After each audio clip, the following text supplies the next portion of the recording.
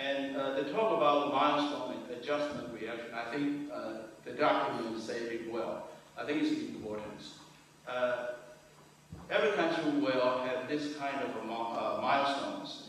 The first confirmed case, the first school outbreak, the first evidence of community transmission, first death of a child, first vaccine-associated death, and they call it a milestone. And when that happens, it always has a public reaction to it, and always there's overreactions to it, and they call it adjustment reactions.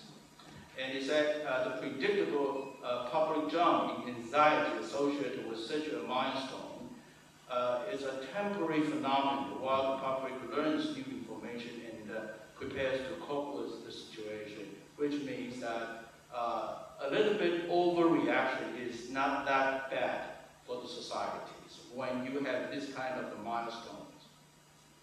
And you have to understand that. And again, here in Taiwan, we have that milestone as what experienced in Singapore, in Hong Kong. Yeah, we set up. Well, that's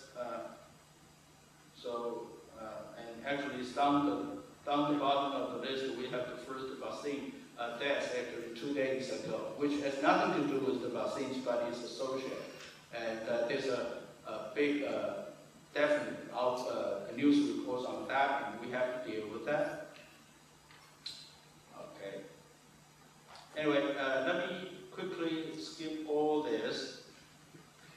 And this is just tell you what the intensity of the media report along the line since the outbreak of H1N1. And you can see as long as there's a milestone cases, then there's a great deal of reporting, and that creates a panic sometimes. And we're monitoring of that. We have a medium watch rooms every night, so that's why when the news clip I just showed you in our friends appear in the TV 10 minutes later, so my phone is ringing and I have to deal with that because we have to, rapidly respond to that. And this is the 24 hours operations. And this is very important. How are we listening to the public? Actually, since SARS outbreak of 2003, we established a hotline called 1922. Okay, so it's a hotline, and this is the frequency. You can see. Usually, it's only 200 phone call, 300 phone call a day. But in the day when the Professor Chen this morning said he announced that we probably have 7,000 deaths, we got a peak over here. Okay, and then there's almost 2,000, more than 2,000 call jump in, and so actually this hotline become my index of panic for monitoring the public.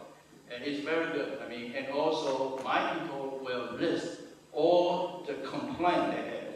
Every day I have to spend 10 minutes or 15 minutes go through the list, and so I know what exactly the complaint they have. This is the call center located in the suburb of Taipei.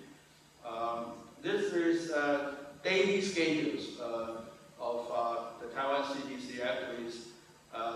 From the early morning, we have a team to collect all the information, and then we have 8 o'clock morning meetings to decide and what we need to respond to the public. And during a busy day, actually, so we have a daily news conference. I have been holding the conference in October every day, and sometimes twice a day.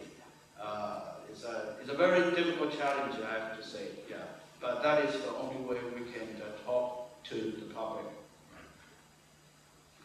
I skip this, and I just want to tell you that how do we do the things, and also you have to understand how do people get their information. Now in these countries, almost 90% of people get their information from TV. And how the TV get their info, actually they follow the print media in the mornings. And so we have to tackle with the print media first, and then we have to rapidly respond to whatever the TV the news every day. Anyway, and then definitely we develop a lot of materials. But I just want to, before I close my talk, I just want to share with you something we are kind of proud of. That is, we call it infectious complaint media message. This is really something we cooperate with the media. By law, they need to donate some time to the governments during a crisis like this. So actually, all the media, all channels have to donate 1 minute a day, okay? All channels. And so we can put our messages to the news channels. Actually, it's all channels. And so we have used celebrities, entertainers, and people that the public trust to say something every day in the evenings to the public. And it has been very successful, I have to say. According to poll, that is something most welcomed by the public with approval rate something 90%. Yeah. It's surprising, I don't know, but it's very successful. And this is something the Taiwanese ham puppet is for 1 minute, and we use that to communicate with the people. We also use Elmo. I mean, in the United States, something like that. Yeah. And also, this is very interesting.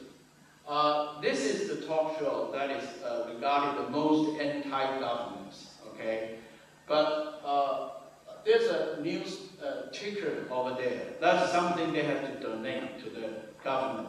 So we run message here and every night, okay, while the talk shows criticize the government every day. And so at least there's something we can balance the message and improve very useful. Yeah. And that is the talk show the minister wants to shut down, as you heard this morning. Well, anyway, let me make a brief conclusion. I believe to strike a balance between the alert and the panic is difficult but doable. A dynamic process requiring a careful listening, constant monitoring, and a rapid response. Initial overreaction, sorry for the typo, or panic, in my opinion, is somewhat healthy and useful to create sufficient level of alert and preparedness. Cooperation with media is a must, no matter how much you hate it. And let me finish with a line with someone, I think, he said, to declare war on the media, though attempting, is again, you will never win. Thank you very much.